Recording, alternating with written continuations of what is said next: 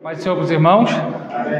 Bom estarmos aqui nesta manhã e mais esse dia que Deus tem nos dado de poder estar aqui para estudarmos a palavra do Senhor. Vamos estar orando agradecendo a Deus.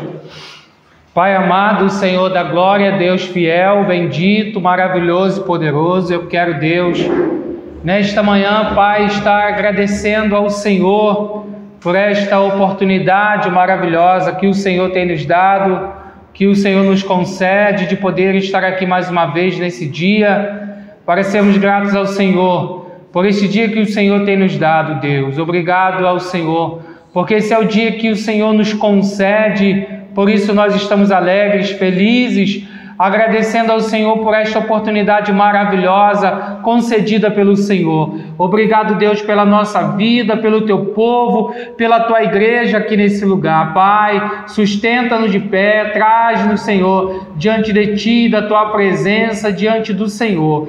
Pai, que esse dia seja um dia de bênção e de vitória na nossa vida, que seja um dia de crescimento espiritual, de fortalecimento espiritual. Ajuda-nos, ó Deus, a cada dia a sermos fiéis, obedientes e tementes à Tua palavra. Obrigado, Deus, por essa oportunidade nesta manhã, no nome de Jesus. Amém e amém. Os irmãos podem sentar. A propósito do tema de hoje, vamos cantar. Sei que não é comum a gente cantar o hino na escola, mas como é conhecido,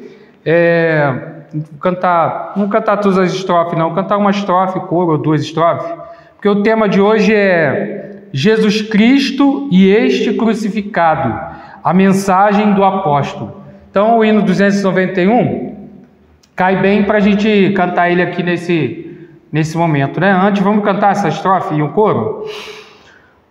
O de cruz se erigiu, dela o dia fugiu, como emblema de vergonha e dor.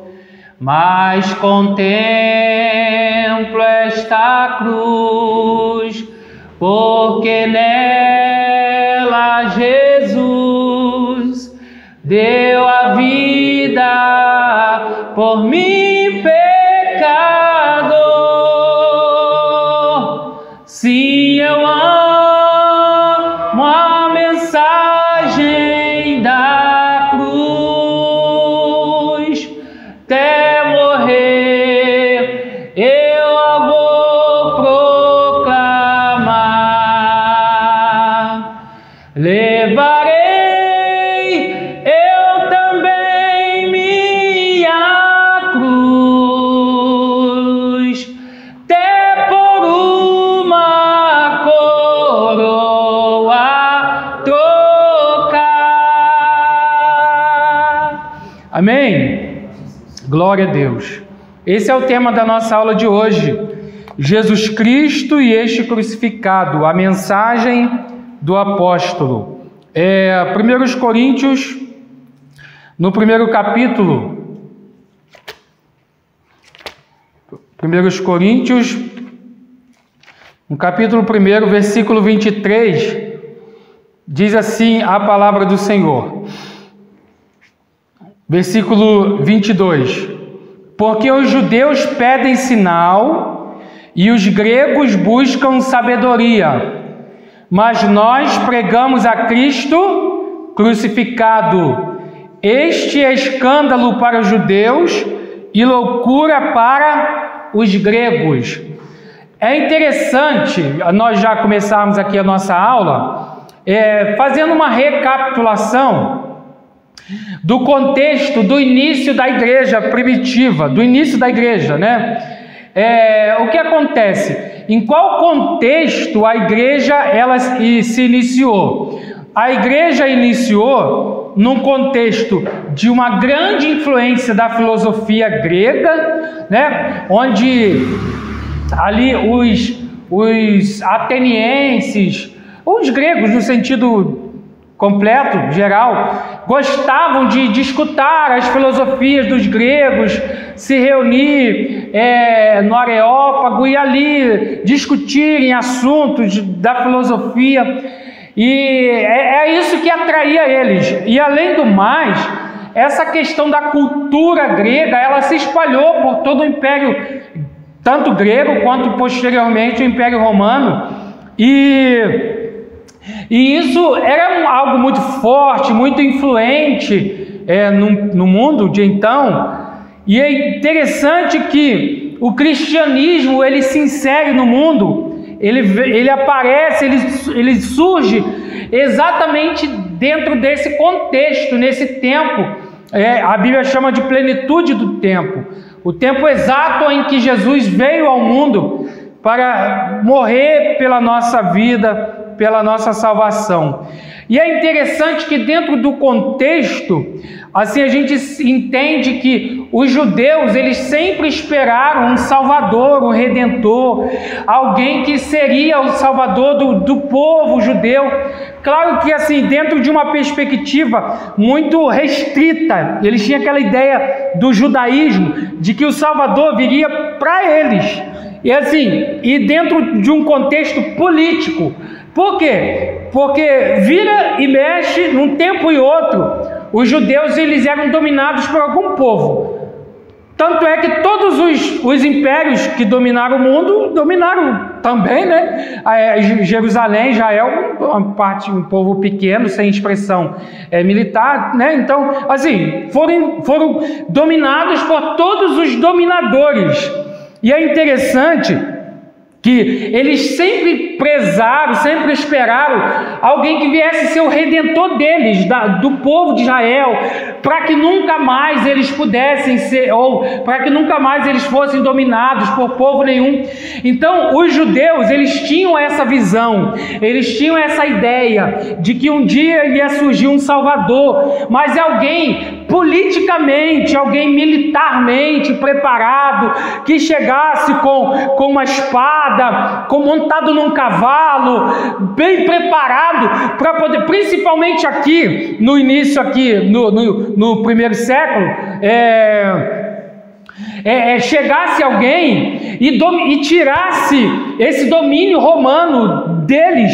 Tanto é que essa ideia ela é tão verdadeira, irmãos, que existia partidos políticos dentro de Israel que de vez em quando eles faziam algum movimento, motim, brigavam para tentar ver se eles tiravam esse domínio, aqui principalmente dos romanos. Então tinha partido político, né? Os zelotes, que eram ali aqueles caras muito voltados para a espada, para a guerra interna ali, de tirar o máximo possível de influência, de domínio estrangeiro dentro do seu território.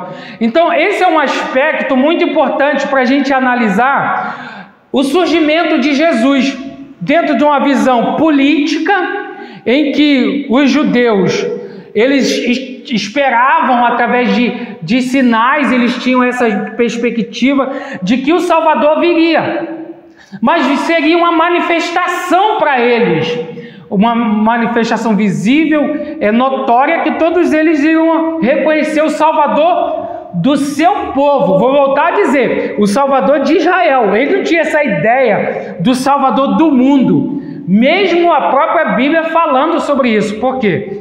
Deus falou com Abraão que dele,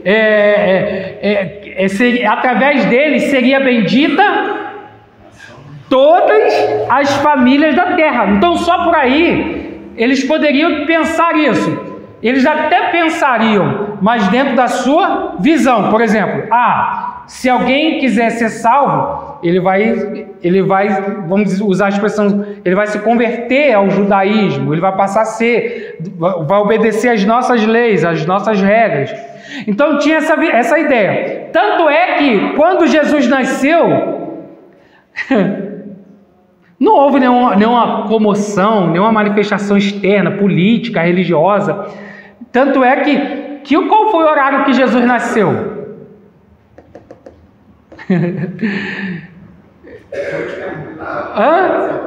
É claro assim, é uma pergunta.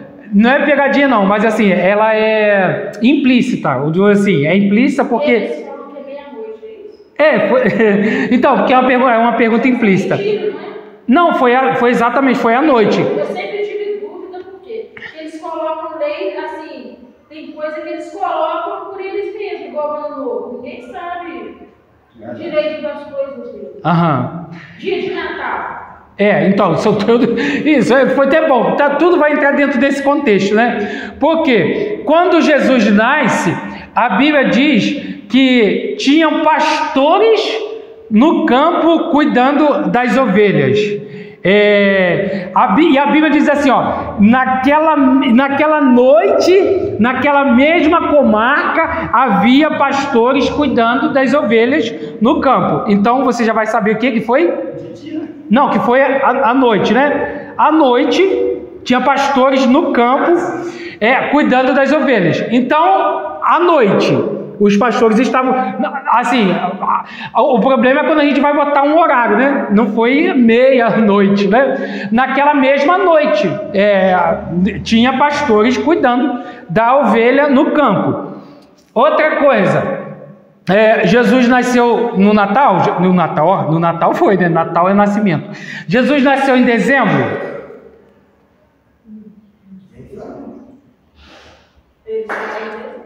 Então, mas Jesus não nasceu em dezembro. Jesus nasceu, assim, provavelmente no mês de junho. Até porque, gente, por uma questão, vamos botar assim, a Bíblia diz que quando Jesus nasceu, tinha pastores cuidando de ovelhas no campo, não tinha? Então, o que acontece? A gente sabe, por exemplo, que no hemisfério norte, no caso, Israel está dentro do hemisfério norte. Quando aqui é verão, no hemisfério norte é inverno. Por exemplo, em dezembro, aqui é verão, porque aqui é hemisfério sul. No hemisfério norte é frio, é inverno. Tá entendendo? Então, no Israel está lá, aquela região está no hemisfério norte. No verão, aqui, lá é inverno. No inverno, os pastores, as ovelhas não ficam no campo, porque o inverno lá é muito rigoroso. As ovelhas ficam recolhidas, não fica ovelha no campo. Então, não tinha, né, e quando Jesus nasceu, tinha ovelha no campo, ou seja, não foi em dezembro, não tem como ser em dezembro. Isso, você pode ter certeza que não tem como ter ovelha no campo na época tão fria no hemisfério norte. Então, Jesus não nasceu em dezembro, tá? Porque em dezembro lá é frio e em dezembro lá as ovelhas não estão no campo. E quando Jesus nasceu, os pastores estavam com as ovelhas aonde? No campo. Então não foi em dezembro. Gente, a questão depois, mais para frente, a gente pode trazer uma palestra sobre isso. Ou seja, Jesus não nasceu em dezembro. Jesus nasceu provavelmente em junho. Esse foi o tempo que Jesus nasceu. O mês do nascimento de Jesus. Tá? Mas tem tudo uma explicação por que Jesus nasceu provavelmente nessa época. Mas assim, vamos deixar para outro momento, para a gente aproveitar mais a questão aqui. Mas a confusão dos grandes daquela época era uma confusão muito grande, porque como que eles imaginassem o Filho de Deus ia nascer do jeito que nasceu? Exatamente, é isso que eu ia falar, acabei esquecendo. Quando Jesus nasceu, as grandes autoridades, ou o lugar onde eles esperavam que Jesus nascesse, na verdade estava tudo fechado, todo mundo dormindo, gente. Onde à noite, o que o palácio estava, o que estava acontecendo nos palácios à noite? Fechado. Os grandes, as autoridades, tudo dormindo. As autoridades políticas, que eram os membros do Sinédrio, eles estavam tudo aonde? Dormindo. Quem estava acordado? Os pastores cuidando das ovelhas. Mas Deus já tinha vindo falar, então, né? Os profetas daquela época, que o Salvador ia nascer. Sim, sim. Até a forma, eu acredito que já havia falado, igual, por exemplo, Deus revela antes de acontecer, né? Sim. Não. As pessoas imaginavam que os grandes ia nascer num lugar especial, um lugar chique. Estava esperando ele. Não, nasceu. Porque assim, por uma questão lógica, vamos dizer assim, por mais que estava nos profetas, por exemplo, o profeta Miqueias, ele deu o endereço onde Jesus ia nascer. Miqueias disse assim, E tu, Belém Efrata, terra de Judá, de nenhum modo és a menor entre as capitais de Judá, porque de ti me sairá o guia que há de apacentar o meu povo. Ele ainda deu um endereço, Belém de Judá. Mas as pessoas nunca iam imaginar que aquilo ali seria, ou seja, a mente daqueles que estudavam, né? Eles não imaginavam que seria daquele jeito, do jeito que estava escrito no profeta. O profeta Isaías, ele falou claramente do nascimento de Jesus, mas ninguém, assim, pensaria o lugar que Jesus nascer. Naquela noite, o anjo apareceu no campo onde os pastores estavam cuidando dos seus rebanhos. E lá, e outra coisa, irmãos, eu já até falei isso uma vez na igreja. O anjo do Senhor veio e apareceu aos pastores no campo. E depois apareceu um coral de anjos cantando para os pastores. Interessante, pastores era uma profissão desprezível em Israel. Uma profissão simples, não tinha nenhuma relevância ser pastor de ovelhas. E os anjos do Senhor, eles se manifestaram exatamente para eles. Não foi para os grandões, para os ilustres, para os nobres, foi para homens simples, pastores que estavam no campo cuidando das ovelhas de seu pai. Esse é um dos contextos onde Jesus nasceu, cresceu e eles não se deram conta de que Jesus era o Salvador. Por quê? Porque eles não esperavam um Salvador que viesse daquela forma. Então, politicamente, eles esperavam que fosse uma autoridade que viesse com a espada e tomasse conta. Com poder e, né, com esplendor e dissesse que era o Salvador. Jesus não veio assim. A mente dele estava tão focada nisso, que na crucificação de Jesus, assim, de crucificado, eles achavam que Jesus era um líder político, né? Eles achavam que jamais como salvador do mundo, assim, numa cruz. Pra puxar a espada e combater o líder, né? Tá, então, aí você vê, aí chega, aí Jesus vem, nasce ali, simples, né, numa cocheira ali, né, onde tem que botar comida para o animal, não tinha lugar para Jesus, a Bíblia diz que não tinha lugar para Jesus na estalagem, que já estava cheio, aí botaram Jesus aonde? Na manjedoura, né, cheio de palha talvez, botaram lá, né, e Jesus nasceu ali. Mas tudo isso, irmãos, é um propósito de Deus, né? E o que acontece? Só que Jesus não nasceu do jeito que eles esperavam. E é interessante que a própria Bíblia, no livro de Deuteronômio, a Bíblia diz assim: maldito todo aquele que for pendurado no madeiro. Ou seja, era uma maldição a pessoa que era morta e pendurada numa cruz. Era um ensino aqui dos judeus. Não, aquela pessoa que é morta e eles matam a pessoa e põem na cruz, aquela pessoa é uma pessoa maldita, é uma pessoa amaldiçoada. Que é só assassinos, curandeiros, bruxos, né? E na verdade não era nem o judeu, por exemplo. O judeu não matava ninguém com crucificação. Isso era um tipo de morte que os romanos faziam. Era um crime de honra, né? Isso, e tanto é que os romanos eram proibidos de morrer dessa forma, crucificado. Engraçado, né? Os romanos que matavam com crucificação, mas o próprio romano era proibido de ser crucificado. Para a gente ver o tipo como que eu vou dizer, a forma da morte, de crucificação, como era visto por eles, era uma coisa horrível, era para as piores pessoas.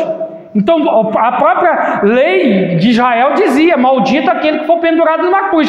Gente, os judeus nunca imaginariam que aquele que era o seu rei, que eles esperavam, que ia ser morto numa cruz. Isso aí não passava nunca pela mente deles, nunca.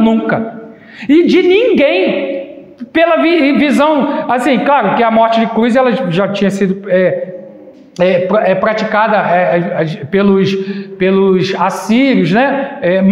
E os romanos ali nessa época do Império, eles praticavam a morte de cruz e só eles. E o romano não era crucificado de jeito nenhum. E a morte de cruz, gente, era uma morte longa. Às vezes Tem história de pessoas crucificadas que ela demorava dias para morrer. Dias. Era uma morte sofrida, muito sofrida. Por isso que às vezes, o que eles faziam? Eles quebravam a perna do criminoso para poder acelerar a morte, porque era uma morte muito demorada. E Jesus, ele veio dentro desse contexto, nasceu, cresceu e foi crucificado. Foi levado para a cruz. E ali na cruz Jesus trouxe a mensagem que mudou o mundo, né? As 7 palavras de Jesus na cruz. A morte de Jesus na cruz foi diferente de todas as outras mortes na cruz.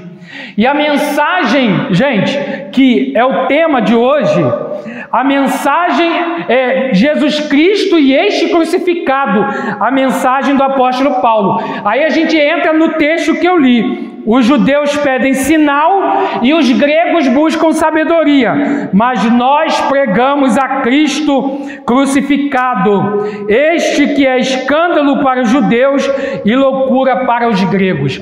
Gente, aí eu já vou trazer aqui essa mensagem para os nossos dias. Qual é o sentido da mensagem do tema de hoje? Vamos lá, vamos trazer para os dias de hoje.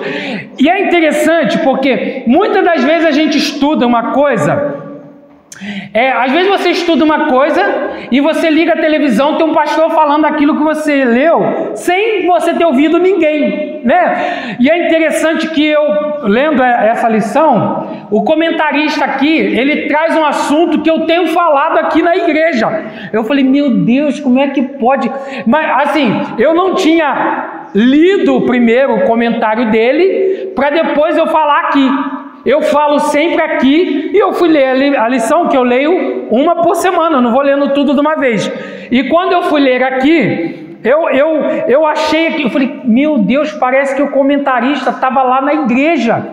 Porque, gente, eu sempre falo para os irmãos que a mensagem de hoje, ela tem sido mensagem para quê? Para agradar as pessoas. E esse não foi o sentido da mensagem de Paulo. Quando a Bíblia diz que a mensagem de Paulo é o Cristo crucificado, Paulo traz, ou seja, era a mensagem que confrontava as pessoas. Gente, tem uns negócios que o comentarista colocou. Se eu ler ele aqui, assim, não que eu tenho preocupação e, poxa, eu vou ler e alguém vai assistir, vai achar ruim, eu não tenho, né, nessa minha preocupação. A questão é que a mensagem que Paulo traz, e a mensagem que eu sempre digo aqui para os irmãos, é que a mensagem que a gente deve pregar tem que ser uma mensagem que muda a vida das pessoas, irmãos. A gente não pode se iludir com isso. Nós temos vivido tempo em que a nossa preocupação é que se a nossa mensagem vai agradar as pessoas. Isso é o fim do cristianismo, no sentido assim da palavra. Porque se o evangelho que a gente for pregar tem que ser uma mensagem para agradar a plateia, acabou. A mensagem da cruz, o comentarista, ele até colocou aqui uma coisa interessante, eu estou querendo achar aqui, que ele fala que hoje a gente quer pregar, assim, por exemplo, os textos do Antigo Testamento. Eu também gosto de pregar textos do Antigo Testamento, mas a mensagem do Antigo Testamento, para ser pregada, ela deve ser aplicada dentro de um contexto do Novo Testamento. Porque esse comentarista aqui, ele traz algumas coisas interessantes. Ele diz assim, hoje é mais fácil a pessoa pregar, ele falando aqui, é mais fácil pregar sobre a cura de Naamã e falar do mergulho de Naamã. Você vai dar os 7 mergulhos da bênção, os 7 mergulhos da vitória. O comentarista falando da revista. Aí o comentarista começa a dizer: por que não se prega tanto a mensagem do Novo Testamento? Porque a mensagem do Novo Testamento é uma mensagem de confronto. A mensagem que o apóstolo Paulo traz é uma mensagem de confrontamento, a mensagem da cruz, gente. Eu achei interessante esse tema de hoje, porque essa mensagem de hoje, gente, essa escola de hoje, ela deveria ser um divisor de águas. Claro, esse tema aqui, ele está sendo pregado na escola dominical no Brasil inteiro. Onde tem uma Assembleia de Deus que usa a revista da CPAD, está usando essa mensagem aqui. Está sendo pregado no Brasil inteiro. Onde tem igreja evangélica, onde tem a Assembleia de Deus que usa essa revista, está sendo falado hoje. Mas preste atenção, isso para a gente deve servir de alerta. E isso deve servir para nós de alerta. Por quê? Eu sempre digo para os irmãos, qual é o sentido da mensagem que a gente prega? Se eu prego a mensagem para a pessoa que não aceitou a Jesus, para ela entrar na igreja e ela continuar do jeito que ela está, meu irmão, tá errado, tá errado. Não tem alguma coisa errada não, tá tudo errado. Por quê? Tem até um vídeo do Rodrigo Silva, ele falando como era a conversão décadas atrás. Eu não estou dizendo no início da igreja, não, estou dizendo décadas atrás. Os irmãos aqui, todo mundo, a maioria tem mais de 40 anos, sabe como é que era a pessoa ser crente há 40 anos atrás, há 30 anos atrás. Meu irmão, era a conversão de verdade. A pessoa chegava na igreja, ele olhava aquele irmão mais experiente e começava a imitar aquele irmão. Quero ser igual a ele, eu quero ser igual aquele irmão. Começava a olhar aquela pessoa e querer ser igual aquele irmão. Mas de certa forma, eu vou dizer aqui que a culpa não é também só da pessoa que chega. A pessoa chegava e ela queria ficar igual aquele irmão, né? Antigamente as pessoas usavam muito terno, gravata. O camarada já chegava e perguntava, irmão, como é que eu faço para comprar um paletó? Como é que eu faço para comprar gravata? Mas as pessoas evangélicas também eram mais respeitadas. E como? E muito mais. Nosso Deus do céu. Mas muito. Porque, gente, as pessoas também se davam ao respeito, né? O exemplo de crente. Mas vamos partir dentro do contexto. Porque, vamos dizer, hoje, vou botar um contexto bem atual aqui. Hoje na cidade tem festa de uma cantora famosa, né? Hoje tem. Não é hoje que tem? Hoje é hoje. Eu digo para você, muito crente vai para uma festa dessa. E é normal para muita gente. Dizem que ela era a mulher que estava lá no salão, você estava falando que ela era cantora evangélica. Aí. Ela era evangélica, ela começou a ser mais ou menos assim, do nada, a cantar assim, as músicas. Falaram que ela ia se dar bem e ela começou e vai. Então, e outra, hoje o que acontece? Claro, gente, cantar hino os hinos são públicos, não é isso que eu estou dizendo. Eu estou dizendo, hoje você vê na internet, tem cantoras seculares famosas, que cantam os hinos que a gente canta, né? Pessoas aí da mídia, tudo canta os hinos que a gente canta. Mas é interessante que tempos atrás, até os hinos que a gente cantava com a intenção de que aqueles louvores ajudasse a pessoa de alguma forma a se autoavaliar e mudar de vida e aceitar a Jesus. Mas hoje até os hinos que a gente canta, todo mundo canta e é vida que segue. 30 e poucos anos atrás, aqui é um grande, quando os pastores se faziam apelo, aqueles lotados, gente, lá no fundo tinha sempre uma irmãzinha mais antiga que cantava. Venha como está. Aí todo começa a cantar, e quando eu fazendo apelo, eu duvido se naquela noite 4 ou 5 álbuns assim estava Jesus. Né? Mas, gente, vamos lá. Por que as coisas mudam? As coisas mudam porque nós mudamos, né? Nós mudamos. O que acontece? E o porquê... Uma coisa que eu falo e tem que falar, e a lição hoje, os irmãos, não sei se os irmãos leram a revista lá no PDF, mas é o que a lição está falando hoje. qual é o sentido da palavra que se prega? Porque, gente, as pessoas vão mudar, a mudança das pessoas é baseado, gente, na palavra que se ouve, não adianta.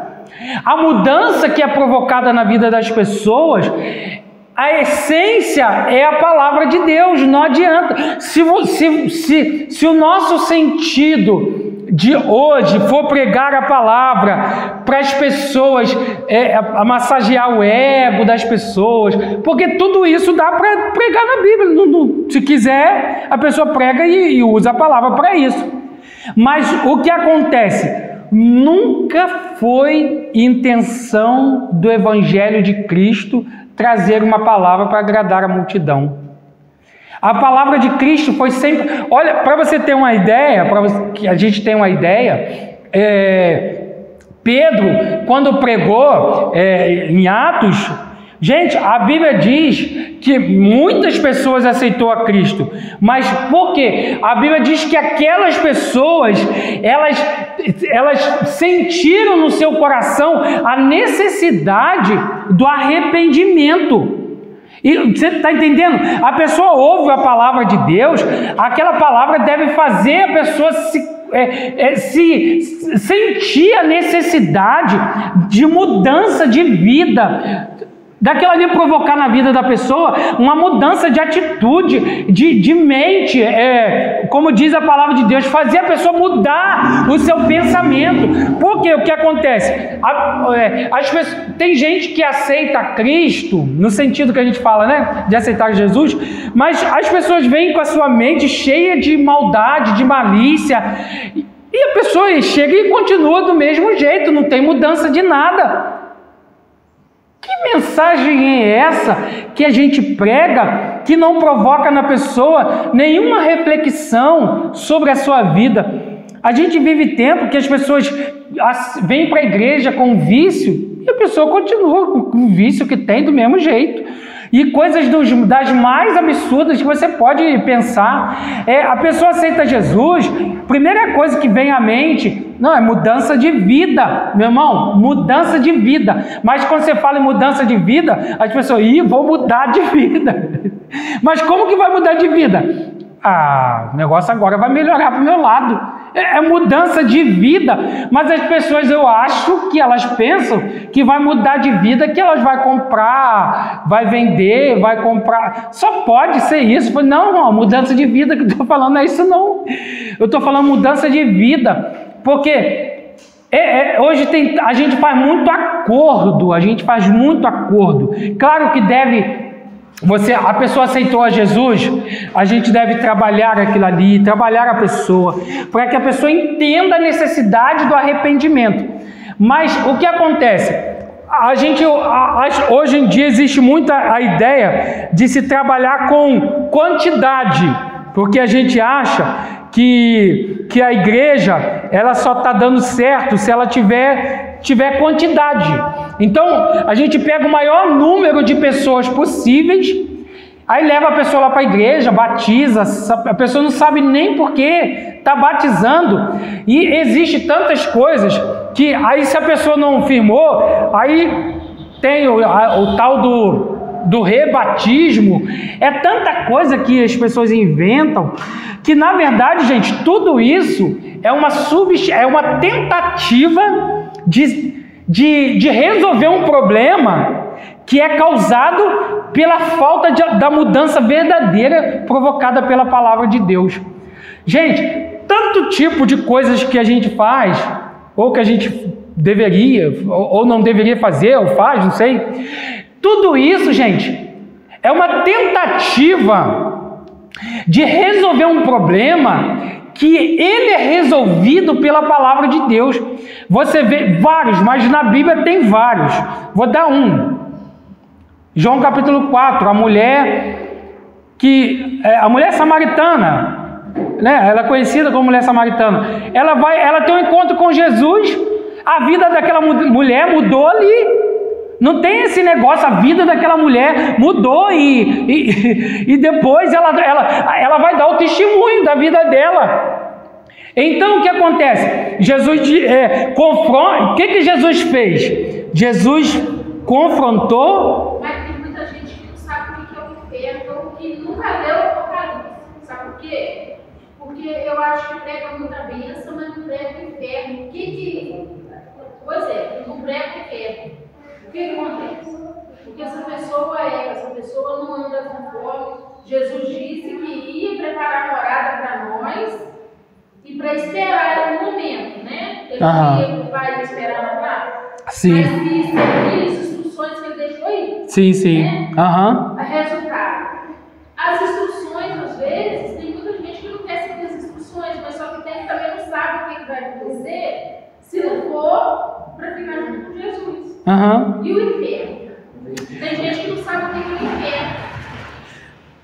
E é interessante o que você está falando, porque a Bíblia... Às vezes a gente tem que falar do inferno. Não, você sabe por quê? É interessante isso, porque a Bíblia fala mais do inferno do que do céu, irmãos. Mas ninguém Sabia disso? A Bíblia fala... vai do céu para o inferno. E aí? Mas, ó, o que a Lina colocou ali é uma coisa para chamar a nossa atenção. Que a Bíblia fala mais do inferno do que do céu. Por que isso?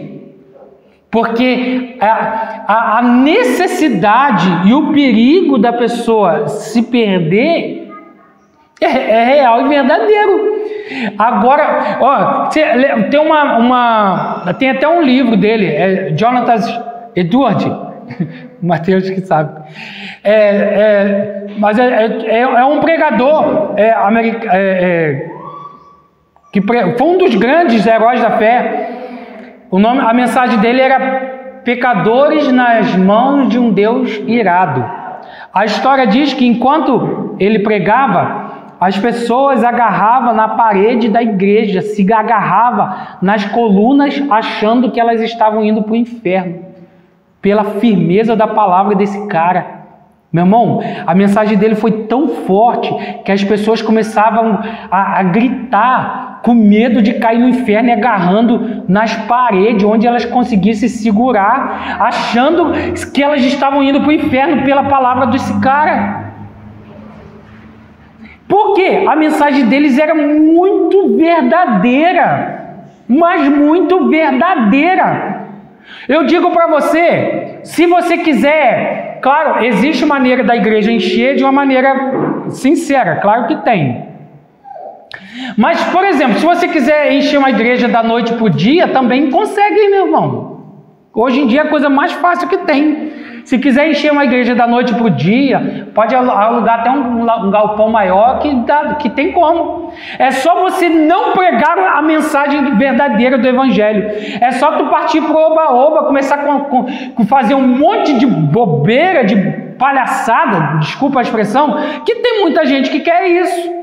Mas escuta o que eu vou dizer, e aquilo que nós estamos falando aqui. Meu irmão, as pessoas vão prestar conta com Deus, e isso deve chamar nossa atenção. Por quê? A gente tem a ideia de que na igreja é o lugar da pessoa ouvir o evangelho verdadeiro que vai fazer a pessoa se despertar exatamente para isso. No mundo que a gente está vivendo, irmãos, eu estava conversando com um amigo ontem, lá do Rio.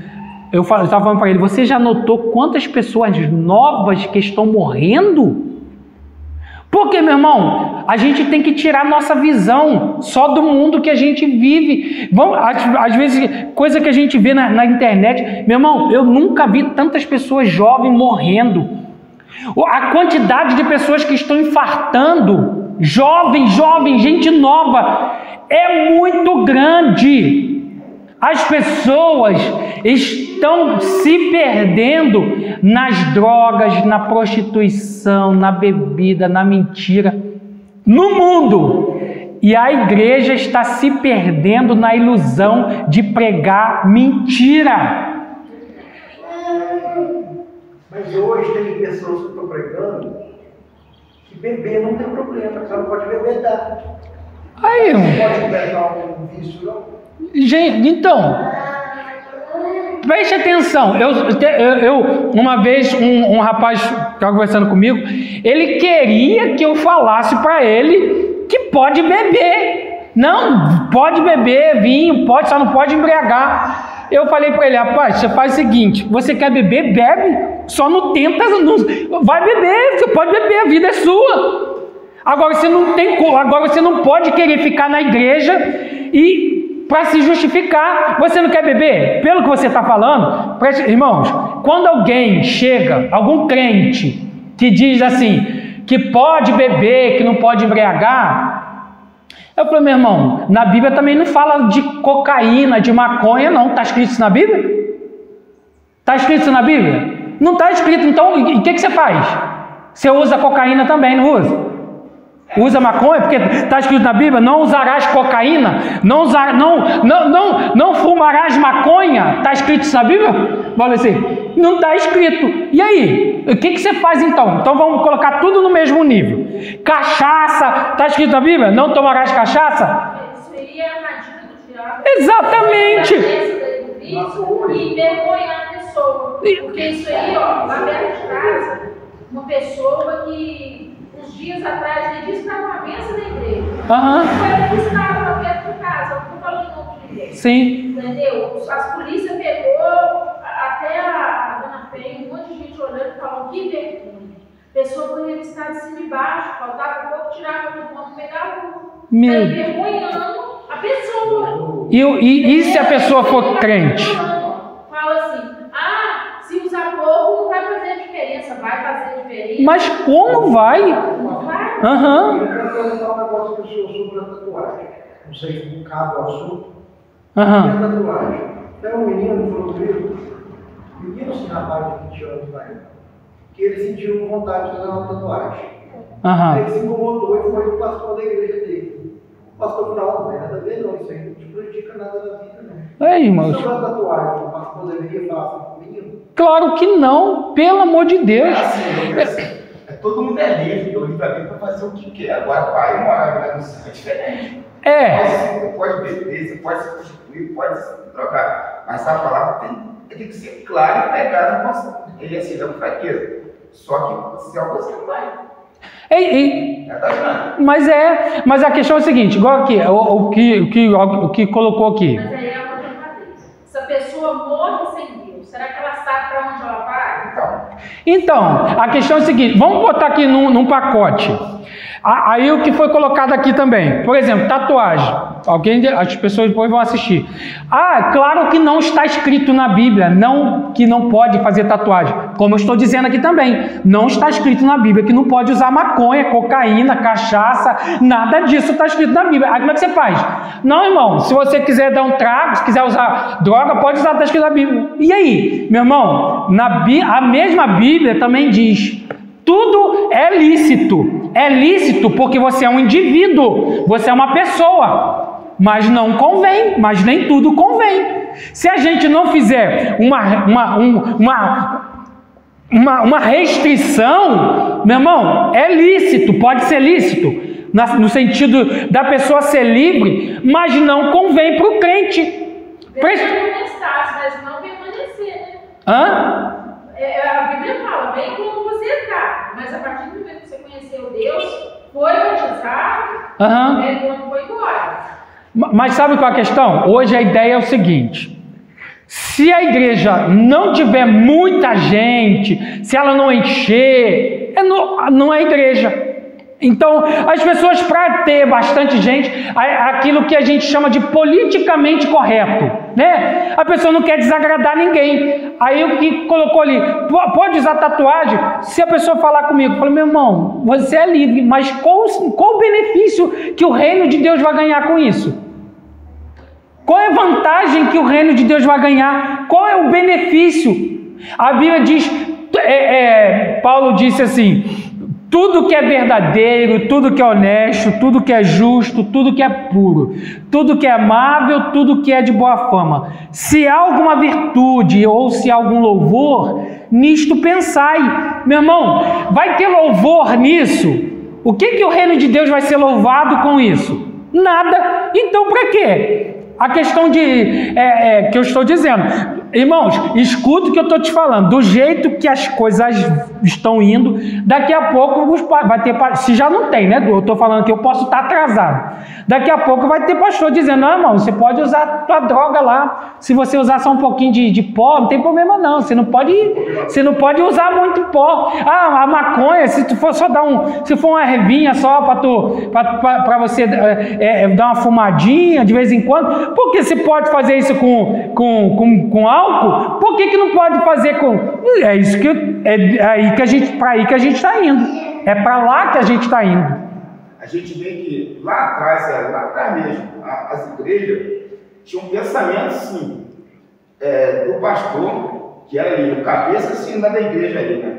Mas hoje em dia não. Hoje em dia os pastores, eles abrem muito aspas para situação. O corpo ministerial dá palpite dentro e lá da igreja. Uhum. Assim, então, assim, tem muitos assim na igreja que se reúnem em gabinete, aí diácono, presbítero, estão trazendo coisas de fora da igreja, colocando dentro e lá da igreja. Os pastores estão aceitando. Então, além das coisas porque eu conheço aqui na cidade, assim, antes da polícia fazer uma coisa, reúne com todo mundo e traz para dentro e lá da igreja. E isso que está acabando com a maioria lá das igrejas. Mas aí alguém falou, acho que a Lina falou. O que acontece? Tudo isso, tem gente, está em prostituição, em fornicação, em adultério. Meu irmão, cabe dentro da igreja? Cabe, vai ficar lá. O problema... Não, que eu digo, o problema é que isso, e quando chegar no dia da verdade... Isso, a pessoa pode ser membro da igreja? Não sei, o pastor deve aceitar lá e vai falar. Mas isso vai dar garantia de salvação para a pessoa, meu irmão? A pessoa está no pecado e está lá vivendo, parece que está tudo certo, né? Dá-se a entender que hoje em dia dá para entrar no céu assim, mas não dá, meu irmão. Tem uma parente de uma festa do Rio, ela falou comigo uma coisa interessante, Lina. Quando eu descobri que eu estava com câncer, com problema de saúde, eu não era casada, eu não estava certa com Deus, mas eu sentei com meu marido, que ele falou que não adiantava nada casar, eu falei com ele que eu queria entrar no céu, ela era evangélica, ele também ia na igreja, mas não era, né, Juliana? Você sabe o que é. Aí ela falou assim, não, eu estou com esse problema e vou começar a fazer tratamento, eu preciso consertar com Deus. Então, a última coisa que eu pedi, enquanto eu estou com meu cabelo, eu estou sem fazer tratamento. E nem é pelo cabelo, é porque eu quero entrar no céu. Pois ele fez tudo para prejudicar, né? Ela falou, se você quiser fazer festa, eu vou fazer. Se você não quiser, nós vamos lá em casa sem festa, sem nada. Não. Aí ele compadeceu do problema dela, fez até uma festinha, né? Só da família pequena, por causa da pandemia. Agora você precisa de ver, uma hora eu vou chamar ela para ir da igreja. Sabe o que ela falou? Ela está fazendo tratamento, mas ela falou que se Deus vier buscar ela está pronta porque ela sabe que ela está com a mente dela limpa, o corpo dela está limpo, diz ela que a ansiedade dela agora é de chegar lá em cima e abraçar Jesus. Que coisa, né? Meu Deus. Ela falou que se Deus curar ela, e se não curar, ela já recebeu bem maior, ela tem com ela, que ela vai ganhar essa relação com Deus, porque diz ela que sente a presença de Deus, porque ela está certa com Deus. Antes ela não conseguia nem orar direito, porque ela sabia que tinha uma pedra, que ela estava com as vestes dela sujas, que ela não estava bem com Deus ainda. Mas diz ela que depois que ela se consertou, diz ela que agora é outra pessoa. Meu Deus. Ela está fazendo o tratamento, mas se transformou. Diz ela que qualquer hora que Deus vir buscar ela... É mesmo? Então, você está vendo como é que é as coisas? Gente... É isso que é fé, não é? Tá verdade. Não, e outra coisa, isso que é conversão. Conversão é mudança de mente, irmão, mudança de atitude. Agora, a Bíblia diz... A quem mais é dado, mais é cobrado. Preste atenção. Se eu sei da verdade e escondo a verdade para ganhar as pessoas, meu Deus do céu. Meu irmão, dá até pavor de falar isso. Eu fico pensando, muitas pessoas estão se perdendo, muitas é porque querem. Agora, a pessoa pode muito bem entrar aqui e querer vir para cá só para poder escutar uma palavra boa, mas quando chegar aqui ela tem que ouvir a palavra de confronto. Pensa, uma certa pessoa falou, eu só vou num certo lugar para poder escutar uma profecia ou uma revelação. É isso que estão buscando. O tema da aula de hoje é a mensagem de Paulo, Jesus Cristo. A mensagem de Paulo era Cristo. A mensagem que a igreja deve pregar mais do que nunca é Cristo. Sabe por quê, meu irmão? Só quem muda a vida da pessoa é Cristo. Então, o que acontece? Hoje, existe, alguém até comentou, né? Existe, claro que a pessoa pode usar a linguagem para pregar, mas assim, a mensagem que se prega, vamos pregar uma mensagem mais jovial para o jovem, pode ser, mas desde que aquela mensagem prega para o jovem se arrepender, tá bom. Vou pregar para os irmãos, para os maduros, mas se for mensagem para se arrepender, tá certo. Meu irmão, para mim, eu dirijo a igreja, mas não adianta vir de conversa fiada querer pregar mensagem bonitinha para mim não, que eu falei, não, eu já falei isso para os irmãos, está errado. A mensagem de Cristo deve ser uma mensagem que confronta todos nós, que nos traz, irmãos, a gente tem tanta coisa na vida que a gente precisa melhorar na obra de Deus, no reino de Deus, tantas coisas que a gente precisa aperfeiçoar. Às vezes são coisas que pode não ser nem pecado, mas já são coisas no reino de Deus que são hábitos, são coisas que a gente precisa rever nossos conceitos. Eu estava pensando de manhã, como hoje em dia, eu vou usar essa expressão aqui, como hoje em dia, às vezes como crente, às vezes a gente é tão relaxado com as coisas de Deus. Na verdade, irmãos, às vezes, poxa, eu vou falar um negócio desse, é tão pesado, mas estou falando para todos nós, para a gente. Às vezes a gente não tem aquele zelo, aquele cuidado de levar as coisas de Deus a sério, como as outras pessoas antigamente levavam. Então isso, às vezes, como eu estou dizendo, às vezes não é vida de pecado, às vezes tem crente que não está no pecado, mas às vezes a gente é tão relaxado, tão descuidado com as coisas de Deus, a gente leva as coisas de Deus tão assim, é como se você fosse para um passeio, se der eu faço, se der eu vou, se der eu não vou, eu faço, irmãos, eu vou falar aqui coisas que são essenciais da nossa vida. Às vezes a gente tem compromisso com outras coisas. Se falar assim, que tem uma festa, que a festa vai começar a tal hora, todo mundo chega e vai festejar. Você vê que a gente tem tempo para tudo e hora para tudo, mas a gente fala assim, irmãos, a gente tem o culto é de 7 às 8h30, 8 horas, 7h30, 8 horas tem gente chegando na igreja. Ou seja, o comprometimento com as coisas de Deus são a maior, não sei se os irmãos entendem essa expressão, é uma esculhambação que a gente faz com as coisas de Deus. As coisas de... eu lembro que quando a gente era criança, antigamente, irmão, o culto é 7 horas, 5 horas da tarde já tinha, irmão, gente pensando, preocupado. Eu tenho que tomar banho, eu tenho que me cuidar, porque 7 horas eu tenho que estar na igreja. Mas hoje é 7h30, tem que ir para a igreja. 7h30, não, o culto começou às 7. Tem pessoas que 8 horas estão chegando na igreja. Ou seja, as coisas de Deus é levado tão de qualquer maneira, mas tão de qualquer maneira, pelas pessoas, pela igreja, que é uma coisa que a gente fica pensando, meu Deus, será que nós vamos chegar, e nós estamos chegando no ponto e caminhando para isso, que a Europa, a gente sabe que a Europa é o berço do cristianismo, meu irmão. O cristianismo desenvolveu com força na Europa, na Inglaterra, na Alemanha, na Holanda. Esses países, eles espalharam o cristianismo para os Estados Unidos, e os Estados Unidos espalhou para os outros países. Preste atenção, a Europa e os Estados Unidos já é considerado como país pós-cristãos. Para os irmãos terem ideia, na Alemanha, na Holanda, Inglaterra, em Portugal, esses países, os templos estão sendo vendidos para se tornar museu, para se tornar cinema, para se tornar boate.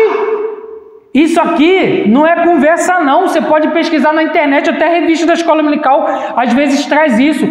Tem igrejas que na Europa, já em tempos passados, 100 anos atrás, eram lugares amarrotados, onde esses heróis da fé pregavam, onde as pessoas faziam filas para entrar. Hoje está sendo tudo vendido para se tornar boate, sabe por quê? Porque os próprios crentes começaram a fazer daquilo ali uma bagunça. Meu irmão, preste atenção no que eu vou dizer. Quando a gente, primeiro sintoma, quando a gente começar a não se levar a sério as coisas de Deus, pode ter certeza que tem algumas coisas, já é sintoma de alguma coisa. Quando as coisas mais simples não mexem mais com a gente, preste atenção, meu irmão. Se a gente não se preocupar com as coisas simples, eu vou dizer aqui para os irmãos, qual é o termômetro da nossa vida? É as coisas pequenas. Se a gente não se preocupar com as coisas pequenas, as coisas secundárias... Por exemplo, às vezes, eu estava até comentando aqui, aquele assunto que eu estava falando aqui, de evento e tal. Às vezes você faz um evento, não dá muita gente. Você faz um evento de mulher, de homens, eu não sei o que, não dá muita gente, ponto. Mas isso é um trabalho que é secundário, que você faz, que exige força, dinheiro, às vezes, para organizar. Mas o nosso termômetro não é os grandes eventos. O nosso termômetro são as coisas pequenas. É escola dominical, é culto de oração, é campanha de oração, é visita. Isso é o nosso termômetro. Meu irmão, é o horário do culto, é o horário do trabalho da igreja. Se a gente falha nessas coisas pequenas, é aí que está o nosso termômetro da nossa vida com Deus. É aí que está o nosso termômetro, meu irmão. Se eu começo a falhar nas coisas pequenas, é sinal que o meu fogo está pequeno, está fraco. Está fraco. O sinal do nosso termômetro com Deus não é show, não. Adailton, vamos fazer um show. Porque se você trouxer um cantor famoso aqui, vai dar gente aí que tem que botar até polícia para organizar a rua. Eu estou dizendo cantor evangélico, estou dizendo show evangélico. Tem que botar até polícia na rua, mas isso não é termômetro da nossa fé, não. Porque no outro dia o cantor vai embora e não tem mais ninguém lá. Mas a nossa vida com Deus, ela é baseada nas nossas atividades simples, na nossa disciplina com Deus, com a palavra, com a oração, com o nosso comprometimento com Deus. O povo, pastor, assim, a maioria está deixando Deus em segundo plano. O negócio que você está falando, negócio de orar, o ônibus ali na rodoviária, ele sai, vamos botar 6h30 da manhã. 6 horas, a pessoa já está no contexto, pelo amor. Mas é. Vamos esperar ele. No meu trabalho, eu pego 7 horas, eu 6h20 eu saio de casa. Então. As coisas lá em Deus a gente deixa no segundo plano. As coisas de Deus é sempre feita mais ou menos, né? Mas eu estou dizendo aqui em regras, assim, no sentido generalizado da coisa. Mas, irmãos, por isso que eu estou dizendo, a mensagem deve ser uma mensagem que nos chama para isso, para a gente levar as coisas de Deus a sério. Porque, eu vou falar uma coisa para você, se a gente mudar a liturgia do culto, vamos dizer, vamos tirar a escola dominical, vamos fazer botar barulho, chamar gente para tocar, o culto da manhã começa a vir um montão de gente. Mas se você manter o padrão, vamos estudar a palavra, meu irmão, vai ser aos poucos mesmos. Mas a gente não pode mudar porque a minoria, o sentido do evangelho. É interessante, irmãos, que a preocupação dos apóstolos nunca foi o sentido de que se tem hoje.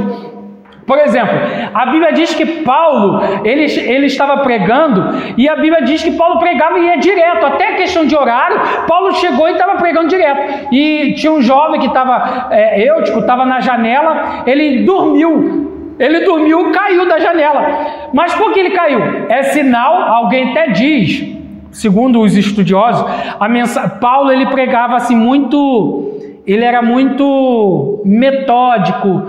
Paulo não tinha aquele sentido de pregar, no sentido de fazer barulho. Tanto é que Paulo ele diz que as pessoas diziam que ele era mais forte na ausência do que na presença. Ou seja, que as cartas dele eram muito fortes, mas ele presencialmente não era aquilo que ele era nas cartas. E isso dá para a gente entender que Paulo, ele presencialmente, ele não era aquele cara muito bom de eloquência, de articular com as palavras. Tanto é que Paulo ele estava pregando, mas também Paulo pregou e já ia direto. E quase já meia-noite, o garoto caiu da janela. Mas simplesmente Paulo foi lá, orou para o garoto ressuscitou. O poder da palavra de Deus, meu irmão. Mas o que acontece? A ideia deles era enfatizar alguém, é acender o coração de uma pessoa. Meu irmão, uma pessoa acesa com o fogo do Espírito, uma pessoa faz muita coisa numa cidade, num bairro, num lugar, meu irmão. Por isso que eu digo para os irmãos, vale a pena a gente se preocupar com uma pessoa, com alguém. Eu vou falar uma coisa, se você não tiver cuidado, eu estava até falando ontem lá em casa, depois que a CL chegou tal, e a gente estava lá conversando, eu falei assim, eu não me iludo com nada. Por quê? Eu tenho 41 anos, sou criado na igreja, e tudo que é tipo de movimento, eu já vi. E tudo que no Evangelho você cria de modismo, de invencionice para atrair as pessoas, de alguma forma você até atrai as pessoas por algum tempo. Mas daqui a pouco sai um para lá, outro para cá. Você tem que pensar o seguinte, a mensagem verdadeira, ela pode não atrair multidão? Não sei. Mas ela está aí quantos anos?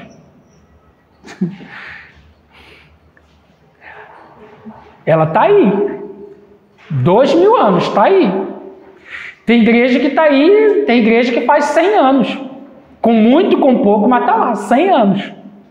Mas você já vê muito movimento que dura 1 ano, 2 anos, daqui a pouco você vai caçar, sumiu. Aí você vê gente desviado para lá, outro desviado para cá, nem sabia que a pessoa foi batizada. Irmão, você batizou, mas você sabe o que do Evangelho? Não sei nada. Passei lá, me batizaram, fui batizado. Não sabe nem para onde está indo, como diz o outro, não sabe nem para onde está ventando, mas é batizado. Chegou lá na igreja, cantou, meu irmão, a pessoa chega, as pessoas não querem nem saber mais da vida da pessoa. Desde que a pessoa chega lá, que de preferência, que dê alguma coisa para ajudar. Se a pessoa é fumante, se é viciado, se vive na prostituição, se vive amaziado, se vive embolado, se vive misturado, se vive juntado, não interessa. Sabe por quê, meu irmão? Porque hoje a pessoa não quer ter mais cuidado com a vida de ninguém. Pastor hoje é mais só para dar aquelas palavras bonitas, para agradar as pessoas, para dizer para a pessoa que ela é muito especial, que ela é melhor do que não sei o quê, e nada de ensinar o Evangelho, meu irmão. Mas preste atenção, a mensagem de Cristo e a mensagem que os apóstolos pregaram, por que os apóstolos perderam o pescoço, hein? Será por que eles perderam a cabeça?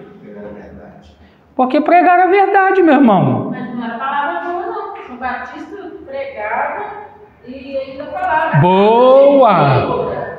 Por que João Batista pregou? Essa foi forte, Nina. Essa aí foi. Por que João Batista perdeu a cabeça? Você sabe por que... Alguém sabe? Agora eu vou fazer pergunta. Você sabe por que João Batista perdeu a cabeça? Falou da mulher, a mulher adúltera. Porque ele criticou o rei, que o rei estava com a mulher do seu irmão. Falou a verdade. Falou a verdade. Ele disse para Herodes, não é lícito você ficar com a mulher do teu irmão. Irmão, essa coisa da coceira. O que acontece? O que João Batista poderia fazer com Herodes? Ô, meu irmão, recebi aqui na minha igreja aqui autoridade, é o rei. Quando chega o rei na igreja, o rei, né? O prefeito, o governador, vai visitar minha igreja.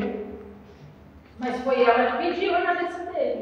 Então, mas por quê? Porque ela foi consultar a mãe. A menina foi consultar a mãe. Ô mãe, o que eu vou pedir?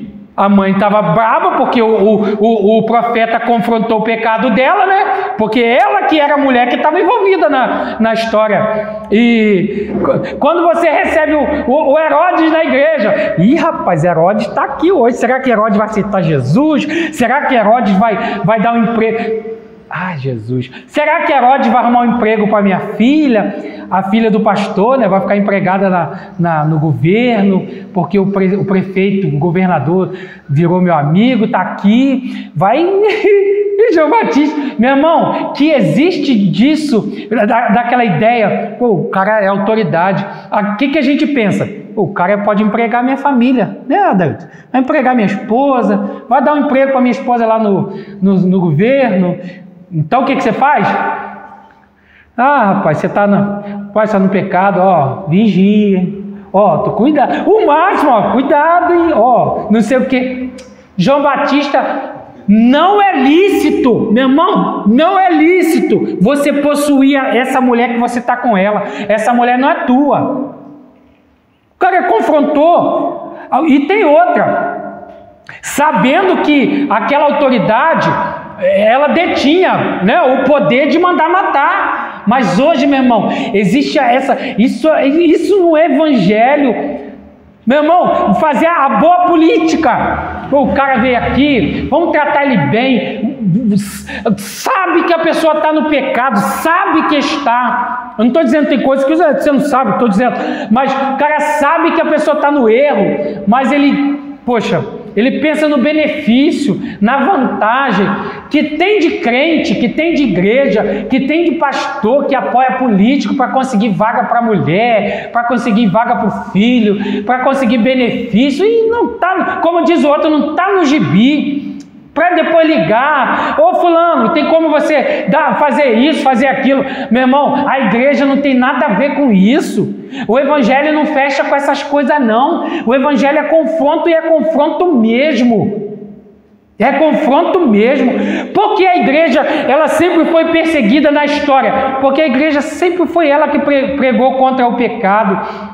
Ontem a gente estava falando, lembra vocês veem aquele jogador de basquete metendo pau no cara porque o camarada pregou contra o desenho que tem o filho que é gay, né? E, gente, é isso aí, vai lá pregar. Se você pregar a verdade, você vai ser confrontado. E o evangelho é pregar a verdade mesmo. Mas a gente quer fazer aquela política do bom trato. Você está no pecado? Não, mas vai ficando aí. Vai ficando. A ideia do vai ficando, meu irmão, vai ficando mesmo. Vai ficando no pecado e vai morrendo no pecado. Vai sendo enganado dentro da igreja. Vou voltar aqui. As pessoas antes, as próprias pessoas do mundo, alguém falou aqui na aula, que as pessoas se davam respeito. Por quê? A própria pessoa do mundo já dizia, um dia eu vou ser crente, mas quando eu ser crente eu vou mudar de vida. Meu irmão, a própria pessoa do mundo ela já sabia que ela ia para a igreja e tinha que parar de beber. Não, o pai era muito, rigoroso? Não. Radical? Aí, o que acontece? Quando o pai mexia muito, assim, ele... Eu posso falar isso mesmo? Aí, quando era gente evangélica, às vezes se mudava, ele era meio dos outros. Morou anos na fazenda dos outros. Quando era filha de gente evangélica, ele falava... Aí os outros falavam, filho de Bertão, Ciclano é bonito. Ele falava, ali meu filho, se eu fosse você, eu nem olhava, porque ele homem é crente. Tá vendo? Falava desse jeito, e ali ele não aceita nada, não, ali ele é crente. Gente. Eu lembro como se fosse olhar pequenininha. Tá vendo? Ele é crente, ele disse, se eu fosse você, eu nem olhava mais lá. Então, mas a ideia é essa, meu irmão, se a gente não manter a nossa postura, eu vou voltar a falar, não se iluda com multidão. Por quê? Infelizmente, a ideia que a gente tem de cristianismo hoje é o quê? Se tiver muita gente é porque Deus está aprovando. E se tiver pouca gente? Ih, irmão, Deus não aprovou aquela obra não. Outra coisa, lá só pode, lá é só namora quem é da igreja, né? Mas o que acontece? Se a gente não tiver cuidado, a Bíblia diz assim, ó, para você não remover facilmente do teu entendimento. Não se mova facilmente do vosso entendimento. O que significa isso? Meu irmão, que você tem que ter raiz. Pode inventar tudo quanto é tipo de movimento. Preste atenção, meu irmão. Movimento, invencionice vai sempre ter. Mas você não tem que se mover do teu entendimento. Mas é interessante que hoje tem tanto crente, né? Às vezes é crente já cascudo, as pessoas estão assim. Eu falei, meu irmão, você já tem cabelo até branco, já era para ter um pouquinho mais de maturidade, né não? Mas tem tanta gente se deixando levar, se iludir. Preste atenção, vou voltar da senha. Se você chegar num lugar e se a mensagem que pregar for uma mensagem muito para ficar massageando teu ego, lelelé, pararé, pão doce, não sei o quê, irmão, vai embora. Porque a mensagem de Cristo é a mensagem que confronta, é a mensagem que acerta a gente, que põe a gente no caminho. Eu não li aqui, mas o comentarista aqui ele trouxe. A mensagem que a gente prega do Antigo Testamento, como eu disse para os irmãos, ela tem que ser aplicada dentro da ideia do Novo Testamento. E ele fala aqui, hoje existe muito isso. Eu não estou dizendo que é errado, estou dizendo do cuidado. Negócio vai pregar sobre Naamã. A campanha de 7 mergulhos de Naamã. Irmão, tem muito conversa fiada nesse negócio. Naamã, ninguém sabe, mas ele era tipo um pau, era para ele se converter, porque ele era orgulhoso. Então, a mensagem de Naamã, se for você ver direitinho, é para poder a pessoa tirar o eu dela, não é mensagem boa, não. Então, mas hoje assim, a campanha de Naamã, primeiro o mergulho, aí o mergulho da restauração, o mergulho da conquista, o mergulho do milagre, o mergulho da vitória, o mergulho da bênção. Eu falei, e tem outra, irmãos, preste atenção que eu vou dizer aqui. Hoje as pessoas pregam muita mensagem no subjetivo. O que é isso? O que é mensagem no subjetivo? É esse exemplo que eu estou dando. Mergulho de Naamã. A pessoa que não é crente, que nunca ouviu nada da Bíblia, ele fica, mergulho até no rio, tomar banho, ir na praia. Ou seja, isso que é mensagem no subjetivo. 7 mergulhos de Naamã. Aí você nunca entrou na igreja, não conhece a palavra de Deus. Aí você fica pensando o quê, Valdeci? Mergulho? Será que o pastor vai tomar banho na praia? Será que eles vão para a cachoeira? Mergulho? Ou seja, isso é mensagem no subjetivo. Existe muito... como é que fala? Atravessar. Irmão, você vai passar pelo mar. Aí o cara está lá, ué, como é que vai passar pelo mar? Como é que passa pelo mar? O cara é novo convertido e não conhece nada do evangelho e tá lá, Deus vai abrir o mar para tu passar, meu irmão. O cara tá ali, rapaz, Deus vai abrir o mar para o cara passar. Ou seja, isso são mensagens que no subjetivo. Ou seja, porque objetivamente essa mensagem ela aconteceu na prática. Mas a gente vai pregar e a gente não tem como usar ela no sentido literal. Você tem como falar para a pessoa que o mar vai abrir? Tem uma igreja aí, uma pessoa foi e falou que lá tinha uma bacia de água. O homem tinha viajado muito, o mundo inteiro e pegou a água do rio de Naamã e era R$500 para lavar o rosto naquela água. Então, gente, eu vou falar uma coisa. Eu vou falar. É do Rio Jordão, né? Do Rio Jordão. Trouxe água do Rio Jordão. Preste atenção, eu vou dizer aqui, a água do Rio Jordão, o Rio Jordão, gente, é mais podre do que os rios daqui. É água suja. Você vai beber água do Rio Jordão, você vai ficar doente, deve ser bobo. Rio Jordão é água suja. Quem colocou na água do Rio deve ser nem saber nem onde fica o rio. Então. Porque não é aqui no Brasil. É lá em Israel, no Rio Jordão. O que tem no Rio Jordão? Nada. Preste atenção, vou voltar. 16 metros, 17 metros, crocodilo. Preste atenção, ó. Qualquer lugar que você for, que vende água de Rio Jordão, vende azeite de Israel, vende um montão de coisa, cajado de Moisés, isso não é igreja. Não é igreja. Da prosperidade. Feijão da prosperidade. Ou seja, mas uma coisa eu vou dizer para os irmãos: a gente tem que ficar atento com essas coisas, meu irmão. Eu sempre falei isso para os irmãos: o evangelho que a gente vive é o evangelho de Cristo puro. Então, qual é a mensagem de Cristo? Qual é a mensagem do apóstolo? Qual é a mensagem? Jesus disse: quem quer vir após mim, negue-se a si mesmo. Toma a sua cruz e siga-me. Sabe qual é a mensagem que se pregava há 100 anos na Assembleia de Deus? Jesus salva, Jesus cura, liberta, prepara o homem e leva para o céu.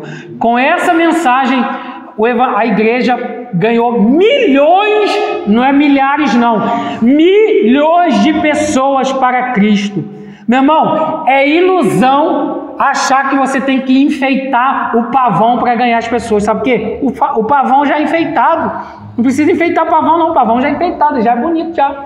Ou seja, a mensagem de Cristo ela é suficiente para as pessoas. Então pregue a palavra, diga que Jesus liberta, que Jesus salva a pessoa, que Jesus liberta a pessoa do inferno, meu irmão. Que o inferno é real, que o inferno é verdadeiro, que as pessoas precisam mudar de vida, que Jesus vai voltar, que o mundo jaz no maligno, como a palavra de Deus nos ensina. E é tempo da gente estar atento e da gente levar o reino de Deus a sério. Você está aqui, nós estamos aqui. Se nós, estou dizendo nós que estamos aqui, porque os outros não estão. Então não vou falar para quem não está, né? Estou falando para quem está. Se cada dia a gente se preocupar e levar Deus mais a sério, meu irmão, nós vamos ser cada dia mais bênção de Deus na nossa vida e na vida das outras pessoas. Amém? É aqui a palavra do Senhor. Então o tema de hoje é a mensagem que se prega hoje. Qual é a mensagem que tem que pregar? Jesus Cristo e este crucificado. Jesus foi crucificado por nós. Qual é a mensagem que nós devemos pregar? É a mensagem que é loucura para as pessoas. Meu irmão, infelizmente, às vezes tem igreja que você vai pregar, a mensagem que a gente prega pode ser loucura. Incrível, né? Meu irmão, mas não é igreja. Eu tenho uma tese com ele que ele fala, as pessoas que ainda conhecem, quando ele começa a falar sobre essa igreja, ele fala assim, deixa eu te falar, o inferno é só uma sala de espera.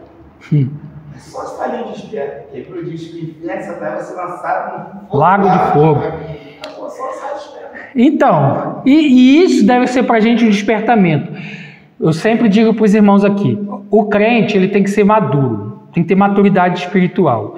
O que você ouve? A Bíblia nos ensina que a mensagem da cruz, ela é loucura. Meu irmão, o que é loucura? É uma coisa que não vai agradar todo mundo. Então não vai nessa conversa de ser politicamente correto, falar coisa bonitinha, lelele, pererê, pão doce, como diz o outro. Não é isso, não é a mensagem do Evangelho.